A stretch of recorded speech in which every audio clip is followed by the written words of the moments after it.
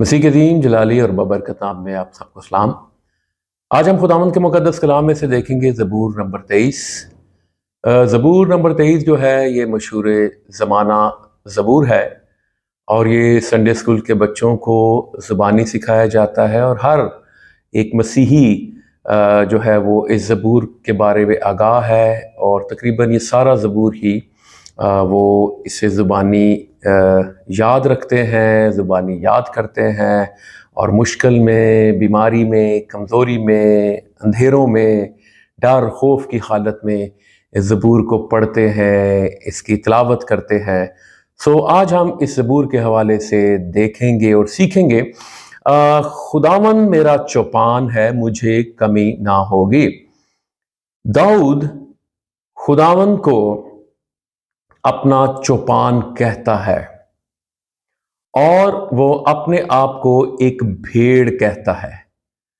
داؤد بادشاہ بننے سے پہلے چرواہا تھا، چوپان تھا، اور وہ ایک گہرا تجربہ رکھتا ہے کہ کیسے جب وہ اپنے بھیڑوں کی گلہ بانی کرتا تھا، کوئی ریچھ آ جائے، کوئی شیر آ جائے، تو کیسے وہ ان کا تعاقب کرتا اور ان کے منہ سے وہ اپنی بھیڑ یا بھیڑ کے بچے کو چھڑا کر لاتا اور وہ ان کا کلا کما کرتا تھا۔ داؤد یہاں پر خداوند کو کہہ رہا ہے میرا چوپان۔ اگر آپ اس سارے زبور کا جو 6 آیات پر مشتمل ہے، اس میں یہ ایک بھیڑ کا چرواہے کے ساتھ ایک شخصی تعلق ہے۔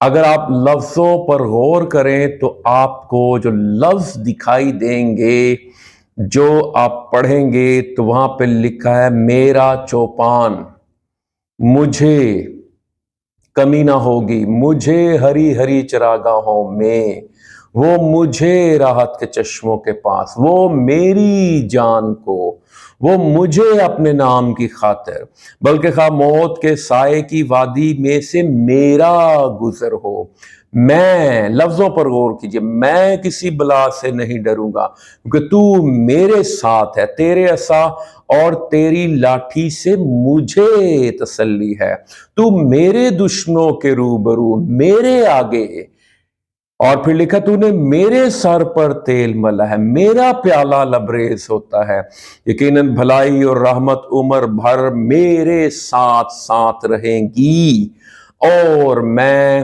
ہمیشہ خداوند کے گھر میں سکونت کروں گا۔ میرا، میری، میرے، میں، مجھے، یہ سارے الفاظ آپ کو ملتے ہیں۔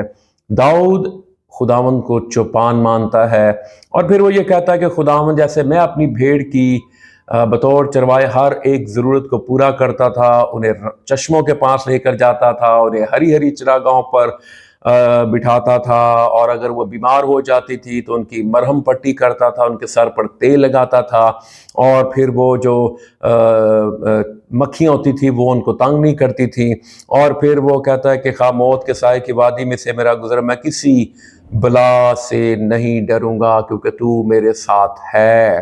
عزیزو، یہ داؤد کا ایک شخصی تجربہ ہے خدا کے ساتھ۔ آپ کی زندگی میں خداوند کا کیا مقام ہے؟ کیا آپ اپنی چھوٹی بڑی ضرورت کے لیے خدا کی طرف دیکھتے ہیں؟ بھیڑ جو ہے وہ بے زبان ہوتی ہے، بھیڑ منہ سے بول نہیں سکتی، میں بھوکی ہوں، میں پیاسی ہوں، میں زخمی ہوں، لیکن اس کا چرواہا جو ہے وہ اپنی بھیڑ کو دیکھ کے اندازہ لگا لیتا ہے کہ اس کی بھیڑ کو پیاس لگی ہے، اس کو بھوک لگی ہے، وہ زخمی ہے، اور کوئی بھیڑیا، کوئی شیر، کوئی ریچھ، کوئی درندہ اس کے تعاقب میں ہے، وہ اسے ہلاک کرنا چاہتا ہے، مارنا چاہتا ہے۔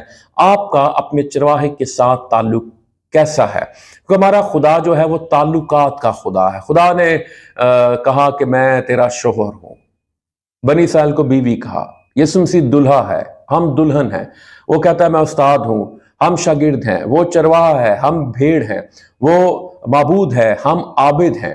یہ سارے رشتے جو ہیں، خدا کبھی بھی اپنے آپ کو تعلق کے بغیر ظاہر نہیں کرتا، وہ ہمارا خالق ہے، ہم اس کی مخلوق ہیں۔ عزیزو، اچھے چرواہے کے ساتھ ہمارا تعلق کیا ہے؟ यीशु मसीह ने कहा मैं अच्छा चरवाहा, और अच्छा चरवाहा जो अपनी भेड़ों के लिए अपनी जान देता है, और यीशु मसीह अच्छे चरवाहे ने मेरे और आपके लिए अपनी बेशकीमत जान दे दी और हमारी हर एक ज़रूरत को पूरा करता है और करता रहेगा। लेकिन भेड़ जो है, क्या वो अपने चरवाहे की आवाज़ सुनती है? यीशु मसीह ने कहा मेरी भेड़ें मेरी आवाज़ सुनती और मेरे पीछे पीछे चलती हैं। सो अज़ीज़ो, खुदावन आपकी हर एक ज़रूरत को पूरा कर सकता है। वो आपका चौपान है, वो आपको कभी कमी नहीं होने देगा। चाहे आपके पास 5 रोटियां 2 मछलियां हैं, वो 5 रोटियों 2 मछलियों से बड़ा मौजज़ा कर सकता है।